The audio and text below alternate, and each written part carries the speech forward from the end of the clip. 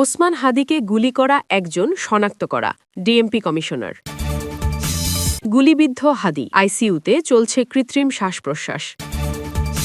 যমুনায় প্রধান উপদেষ্টার সঙ্গে বৈঠকে বিএনপি, জামায়াত ইসলামী ও এনসিপির।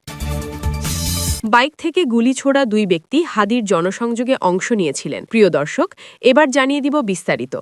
তবে তার আগে আপনি যদি এই চ্যানেলে নতুন দর্শক হয়ে থাকেন তাহলে চ্যানেলটি সাবস্ক্রাইব করে দিবেন সকল আপডেট খবর সবার আগে পেতে। এবং আপনি যদি নিরীহ ফিলিস্তিনিদের ভালোবাসেন তাহলে আই লাভ ফিলিস্তিন লিখে একটি কমেন্ট করে দিবেন। এবার বিস্তারিত। ইনকিলাব মঞ্চের মুখপত্র শরীফ ওসমান হাদিকে গুলি করা একজনকে শনাক্ত করা হয়েছে। শিগগিরই গ্রেপ্তার করা হবে, এমনটাই জানিয়েছেন ডিএমপি কমিশনার শেখ মোহাম্মদ সাজ্জাদ আলী। শনিবার ১৩ ডিসেম্বর সকালে রাজধানীর রাজারবাগে অবসরপ্রাপ্ত পুলিশ কর্মকর্তা কল্যাণ সমিতির বার্ষিক সাধারণ সভা শেষে একথা বলেন তিনি। বলেন, এই ঘটনার তদন্ত চলছে, এখনই বেশি কিছু বলা যাচ্ছে না। সংসদ নির্বাচনে প্রার্থীদের নিরাপত্তার বিষয়ে ব্যবস্থা নেওয়া হচ্ছে বলেও জানান তিনি। এছাড়া ডিএমপির পাঠানো এক সংবাদ বিজ্ঞপ্তিতে বলা হয়েছে, অভিযুক্তের সন্ধানদাতার পরিচয় গোপন রাখা হবে এবং উপযুক্ত পুরস্কৃত করা হবে বলেও বিজ্ঞপ্তিতে জানিয়েছে পুলিশ। মাথায় গুলিবিদ্ধ ইনকিলাব মঞ্চের মুখপত্র ওসমান হাদির অবস্থা এখনও সংকটাপন্ন। এভারকেয়ার হাসপাতালের নিবিড় পর্যবেক্ষণে রয়েছেন তিনি। এর আগে শুক্রবার ১৩ ডিসেম্বর দুর্বৃত্তদের গুলিতে গুরুতর আহত হন ঢাকা ৮ আসনে সম্ভাব্য এই স্বতন্ত্র এমপি প্রার্থী। হাদির সবশেষ অবস্থা সম্পর্কে ঢাকা মেডিকেলের নিউরোসার্জারি বিভাগের প্রধান ডাক্তার জাহিদ রায়হান বলেন, হাদির অবস্থা খুবই খারাপ। ক্রিটিক্যাল বলতে যা বোঝায় তাই।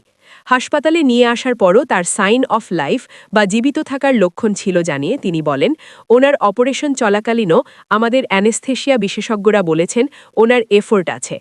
এর মানে হল নিজস্ব শ্বাস-প্রশ্বাসের শক্তি আছে।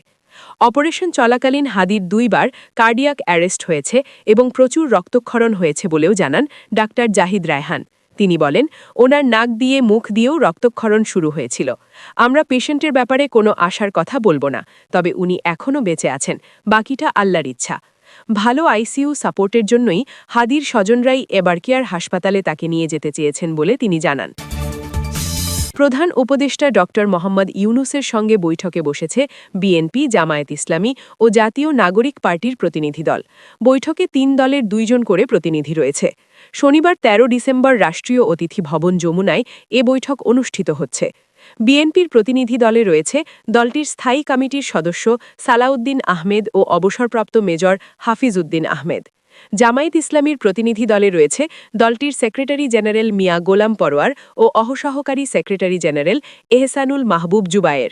এছাড়া এনসিপির প্রতিনিধি দলে রয়েছে দলটির আহ্বায়ক নাহিদ ইসলাম ও মুখ্য সংগঠক দক্ষিণাঞ্চল হাসনাত আবদুল্লাহ। ইনকিলাব মঞ্চের মুখপত্র ও ঢাকা ৮ আসনে সম্ভাব্য এমপি পদপ্রার্থী শরীফ ওসমান হাদিকে মোটরসাইকেল থেকে গুলি ছোড়া ২ ব্যক্তি দুপুরে তার সঙ্গেই জনসংযোগে অংশ নিয়েছিলেন। দেশের ডিজিটাল অনুসন্ধানমূলক সংবাদ মাধ্যম দ্য ডিসেন্ট পুলিশের কাছ থেকে প্রাপ্ত সিসিটিভি ফুটেজ এবং ওসমান হাদির জনসংযোগ টিমের কাছ থেকে প্রাপ্ত ২টি ছবি বিশ্লেষণ করে তা নিশ্চিত করেছে বলে জানিয়েছে। দ্য ডিসেন্ট বলছে, বাইক থেকে গুলি ছোড়া ২ বাইক আরোহীর ২ জনের গায়ে কালো পাঞ্জাবি, কালো মাস্ক, গলায় চাদর এবং পরনে আকাশি রঙের প্যান্ট ছিল। অন্যজনের গায়ে কালো গ্লেজার, কালো মাস্ক, চোখে চশমা, পায়ে চামড়া রঙের জুতা ছিল। হামলাকারী ২ বাইক আরোহীর পোশাকের সাথে জনসংযোগে অংশ নেয়া ওই ২ ব্যক্তির পোশাক মিলে যায়। জুমার নামাজের পর রাজধানীর বিজয়নগরে ওসমান হাদি গুলিবিদ্ধ হন।